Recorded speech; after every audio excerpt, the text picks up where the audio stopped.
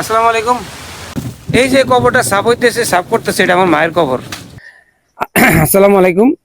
আমরা আসলে কবরস্থানে কেন আসলাম, আর কবরস্থানে আসার কারণটা হলো কি, আমরা আসলে ভুলে যাই যে আমাদেরকে এই জায়গাটাতে আয় শুতে হবে। মূলত আজকের মেসেজটা হলো আমাদের পরবর্তী প্রজন্মরা যারা আছে তারা যেন এটার থেকে কিছু শিখে। আমি আসলে কবরস্থানে কেন আসলাম জানেন? আমাদের পরিবারের আত্মীয় স্বজনগুলো যখন মারা যায় তখন আমরা দ্রুত তাদেরকে দাফন করার জন্য আমরা পাগল হয়ে যাই, অস্থির হয়ে যাই। এই যে আমাদের এত আপন মানুষ, এত কাছের মানুষ, তারা আসলে আমাদের কাছে এত প্রিয়, কিন্তু নিঃশ্বাসটা চলে যাওয়ার সাথে সাথে আমরা তাদেরকে দাফন করার জন্য বা কবরে নেওয়ার জন্য অস্থির হয়ে যাই। আসলে এই অস্থিরতাটা, এই যে বাড়াবাড়ি করে, যে দ্রুত করে, এই জিনিসটা কি আমাদের বেলা হবে না? আমরা যখন মারা যাই, আমাদের পরিবারের আত্মীয় স্বজন যখন মারা যায় তখন করে কি, ঘরের বাইরে নিয়ে আসে, বাইরে নিয়ে আসার পরে যত দ্রুত পারে তাকে মাটি দেওয়ার জন্য সবার কাছে বলে। কেউ বাঁশ কাটে, কেউ আত্মীয় স্বজনকে খবর দেয়, কেউ কাপড় কিনে। এই যে এই যে মানুষগুলোকে আমরা দ্রুত মাটির নিচে দেওয়ার জন্য আমরা ফাড়াফাড়ি করি, আমরা কি একবারও ভাবি আমাদেরকে চলে যেতে হবে কবরে?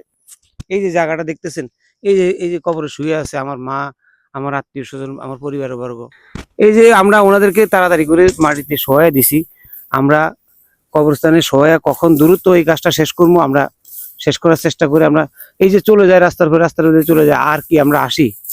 এই দেখতেছেন যে এই যে কবরস্থানগুলোর মধ্যে এমন অবস্থায় জঙ্গল হয়ে রয়েছে। প্রত্যেকটা কবরস্থান আমি দেখি, প্রায় রাস্তা দিয়ে হাঁটতে গেলে দেখা যায় প্রায় কবরস্থানের ভিতরে এরকম। তো আজকে আমার ঘরের মধ্যে যদি একটু ময়লা থাকে, আমার পরিবারের সকলকে আমরা রাগারাগি করে ঘরটা সাফ করি। এই যে আমাদের এখানে যারা শুয়ে আছে তারা কি মনে করেন যে আমাদের থেকে গরিব বা জ্ঞান বুদ্ধি কম? কম না। এখানে যারা শুয়ে আছে তারাও আমাদের মতো এরকম মানুষ ছিল, তাদেরও টাকা পয়সার অভাব ছিল না, কিন্তু আজকে তারা এখানে মহান আল্লাহ ডাকে এখানে চলে আসছে। তো আমরাও একদিন আসতে হবে। তাহলে আমাদেরকে করতে হবে কি, আমরা যতদিন বেঁচে থাকি আমাদের যে আত্মীয় স্বজনগুলো মারা গেছে সেখানে তাদের কবরটাকে সাফ করতে হবে। এই যে কবরটা সাফ হইতেছে, সাফ করতেছে, এটা আমার মায়ের কবর।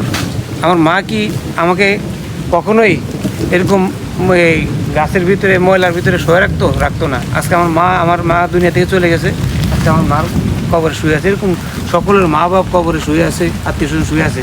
তো আমি আমার মার কবরটা নিজের হাতে একটু সাফ করবো।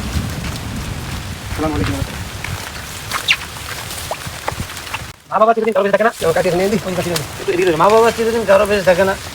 আজকে আমি যদি আমার মা বাবার কবর সাফ করি বা আমি যদি এগুলো সাফ করি, তাহলে আমার সন্তানরাও এগুলো করা শিখবে।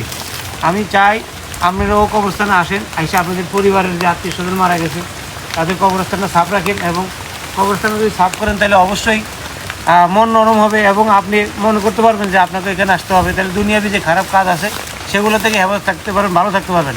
তো প্রিয় বন্ধুরা, আসলে এখানে ভিডিওটা এই জন্যই করলাম যে আপনাকে আমাকে সকলকে এখানে আসতে হবে এটা মাথায় রেখে। আর আমরা যদি এই কাজটা করি প্রতিনিয়ত, তাহলে আমাদের দুনিয়াবি যে গুনাহ আছে সেগুলো থেকে আমরা বেঁচে থাকতে পারবো।